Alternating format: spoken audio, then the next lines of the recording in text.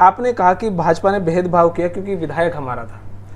अब जब इलेक्शन आ रहा है, फिर अब मान ले आपका एक विधायक हो जाए, फिर ये दिक्कत आएगी, फिर क्या करेंगे सर? नहीं, मैं ये कहता हूँ भाजपा का विधायक तो जींद में भी है, जींद में तो बाई इलेक्शन में विधायक बना, जींद का इतना बुरा हाल क्यों हुआ? भाजपा का विधायक तो बादली हल्के में भी था, वहाँ से तो मंत्री थे, ये जो अपना धनखड़ साहब थे, नंबर 2-3 के मंत्री थे, वहाँ पे इतना बुरा हाल क्यों हुआ? बादली हल्के के ने क्या कसूर कर दिया था भाई? भाजपा का विधायक तो नारनौंद हल्के में भी था, वहाँ पे इतना बुरा हाल क्यों हुआ? लोगों ने क्यों बदलना पड़ा? जबकि सबको पता, लोगों ने जचा रखी थी कि इनकी तो 80-85 सीट आएंगी।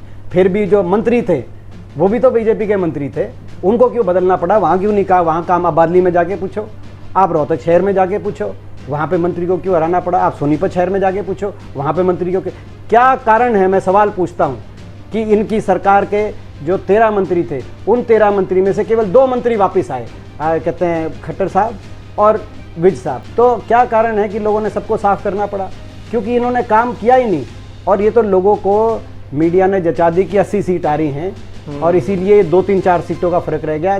कांग्रेस की अगर 4 सीट फालतू आती और बीजेपी की जो 500 वोटों से आ रहे हैं, 4000 वोट और आती और हमारी 5 सीट फालतू आती, तो हमारी 36 सीट होती और बीजेपी की 35 सीट होती।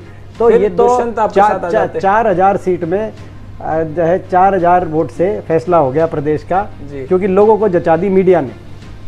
आप ये तो मानोगे कि भाई आप चलो जो है इतना तो मानोगे कि जो मीडिया 83 और 87 दिखा रही थी बीजेपी की, वो तो ठीक नहीं बता रहे थे।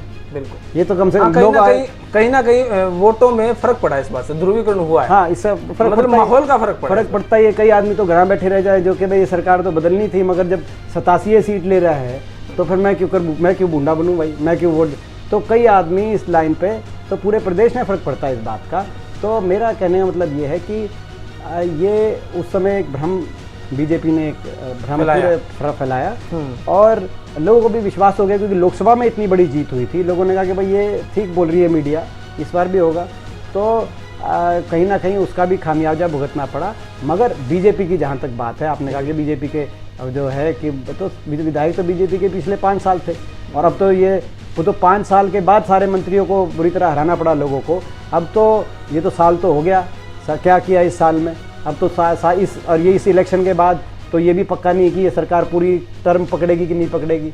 लोगों का आकलन है इस इलेक्शन में अगर बड़ा नतीजा आ जाएगा तो देखो शायद बीच में ही इनका काम हो ले। तो ये मैं समझता हूँ कि लोग इस तरह के झांसे में आने नहीं वाले। क्या बात है सर।